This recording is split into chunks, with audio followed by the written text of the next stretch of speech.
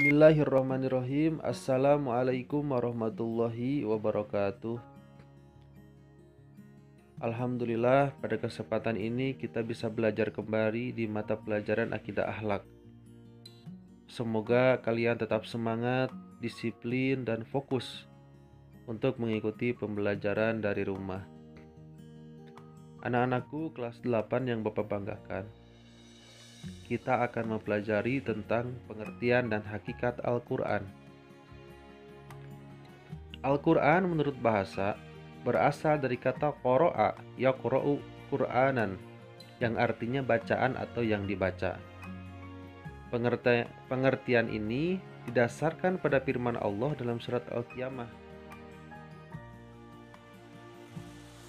seperti ayat di bawah ini. Adapun menurut istilah, Al-Quran adalah kalam Allah yang diturunkan kepada Nabi Muhammad Sallallahu Alaihi Wasallam sebagai mukjizatnya, dan bagi yang membacanya merupakan ibadah. Sungguh luar biasa. Al-Quran adalah firman Allah yang diwahyukan kepada Nabi Muhammad Sallallahu Alaihi Wasallam sebagai nabi terakhir. Dinamakan Al-Quran karena kitab suci yang wajib dibaca, dipelajari, dan merupakan ajaran-ajaran wahyu terbaik. Ada beberapa nama-nama Al-Quran yang cukup banyak, diantaranya pertama Al-Kitab, berarti buku, sesuai dengan surat Al-Baqarah ayat 2 ya. Zalikal kitabu la raiba fi hudal lil muttaqin. Kemudian yang kedua Al-Furqan, berarti pembeda. Apa maksudnya?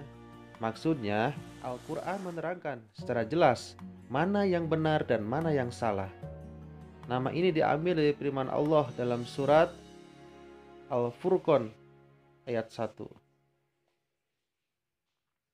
Tabarakallazi nazzalal furqana ala abdihi liyakuna lil alamina nazira. Maha suci Allah yang telah menurunkan Al-Furqan atau Al-Quran kepada hambanya agar dia menjadi pemberi peringatan kepada seluruh alam, maksudnya jin dan manusia. Yang ketiga Az-Zikr, artinya peringatan. Dalam Al-Quran ada peringatan-peringatan yang diberikan oleh Allah untuk manusia patuhi atau ditaati.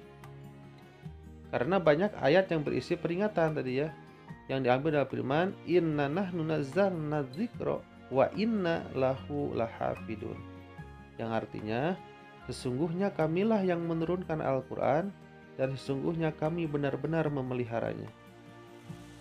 Kemudian nama keempat ada Al-Huda, artinya petunjuk. Di dalam Al-Quran jelas Allah memberikan petunjuk pada manusia apa yang harus dilakukan, baik dalam ibadah, muamalah, kemudian sosial, dan lain sebagainya. Sebagaimana dalam Al-Quran surat Al-Baqarah 185.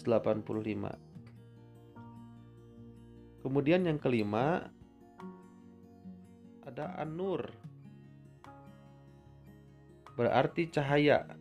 Al-Quran dikatakan An-Nur karena petunjuk-petunjuknya menjadi penerang bagi manusia. Sesuai dengan dalil surat An-Nur ayat 40. Barang siapa yang tiada diberi cahaya atau petunjuk oleh Allah, tiadalah dia mempunyai cahaya sedikit pun. Kemudian yang keenam Al-Bayyinah, artinya keterangan Al-Quran dikatakan karena ayat-ayatnya berisi beberapa keterangan atau perjelas atau penjelas bagi suatu masalah. Sebagaimana dalam Al-Quran surat Al-Bayyinah ayat 1.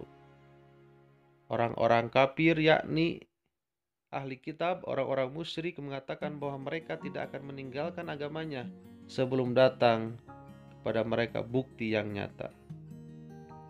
Kemudian apa yang menjadi bukti kebenaran adanya Al-Quran? Perhatikan Quran surat Al-Maidah ayat 48 ini. Di dalam ayat ini dijelaskan bahwa adanya bukti kebenaran Al-Quran yang mengemukakan dalam tantangan yang sifatnya bertahap. Pertama, menantang siapapun yang meragukan untuk menyusun semacam Al-Quran secara keseluruhan. Yang kedua, menantang mereka untuk menyusun 10 surat semacam Al-Quran. Seluruh Al-Quran berisikan 114 surat. Ketiga, menantang mereka untuk menyusun satu surat saja semacam Al-Quran. Kemudian yang terakhir, menantang mereka untuk menyusun sesuatu seperti atau lebih kurang sama dengan satu surah dari Al-Quran. Tadi sudah jelas. Ada 4 hal yang menjadi bukti tadi dalam surat yang di atas itu, bukti bahwa Al-Quran itu benar-benar ada dan bisa dipertanggungjawabkan.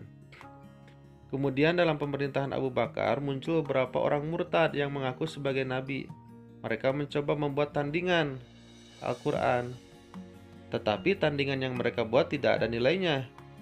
Dalam Al-Quran Allah berfirman, surat Al-Baqarah 100 ayat 23 sampai 24. Dijelaskan,